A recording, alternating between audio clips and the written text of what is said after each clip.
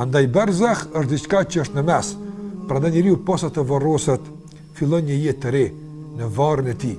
Dhe kjo jetë, shikues nderuar, është shumë interesante, karakteristike. I ka veçoritë e veta, dallon nga bota e kësaj bote dhe dallon nga jeta e kësaj bote dhe dallon nga jeta e botës tjetër. Është diçka interesante. A thuva si fillon kjo botë? Bota e berzehut, jeta në varreza, si fillon?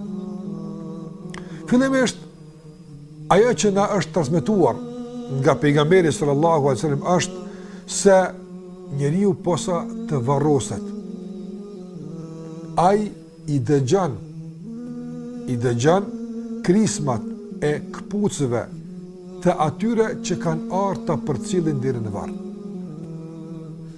Kur ata të largohen, mbetet i vetmuar në varrin e tij.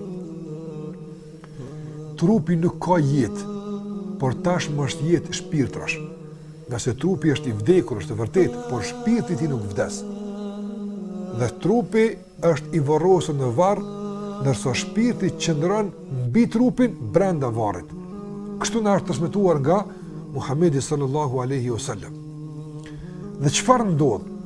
Posa të largohen njerëzit nga i vdekuri, posa ta kenë përfunduar obligimin e fundit që e kishin ndaj tij. Largohen njerëzit, mbetet njeriu i vetmuar.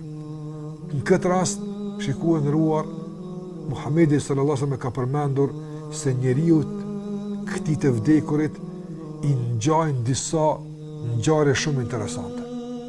E para nga ato është se i vinë dy melek. I vinë dy melek, dy engjëj nga ana e Allahut azza wa jall. Cila është detyra e tyre? Cili është misioni i tyre? Ata e marrin këtë njeri dhe e ulin në varrin e tij, do të thotë shpirtin e tij, dhe i ja bëjnë 3 pyetje, të cilat janë të ndërlidhura ngushtë me jetën që e ka kaluar kur ka qenë i gjallë. Pyetja e parë është, i thonë, men rabbuk, kush është Zoti yt? Që nuk kupton për kë ke jetuar. Kush ka qenë më i madhi për ty në jetën e kësaj bote?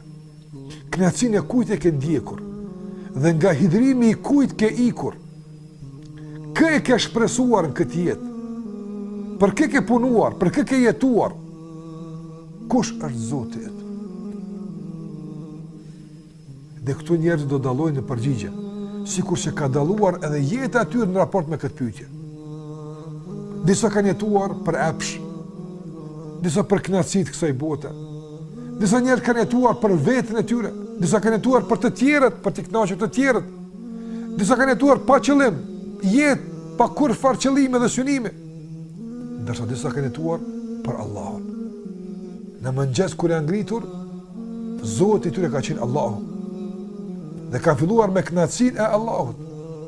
Gjatë ditës janë munduar që të arrijnë kënaqësinë e Allahut.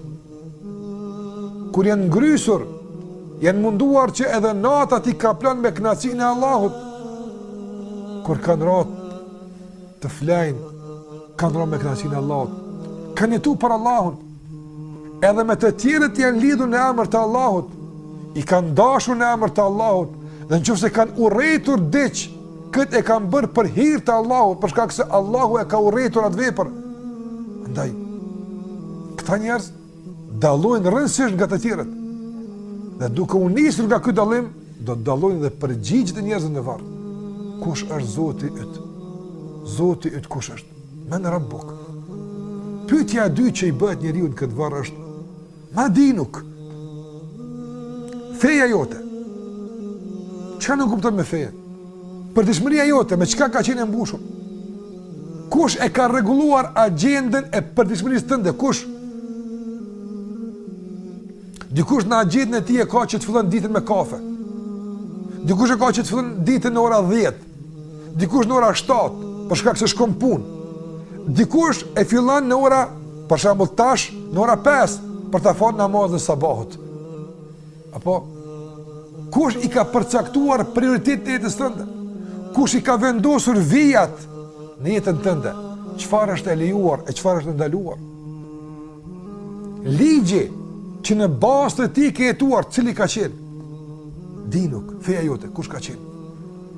Disa të përgjigjen në mënyrë ndryshme, disa nuk do din, çfarë duhet përgjigjem? Nuk din, të habitur, të hutuar, të friksuar, të tmerruar nga që e shohin, s'kan përgjigje.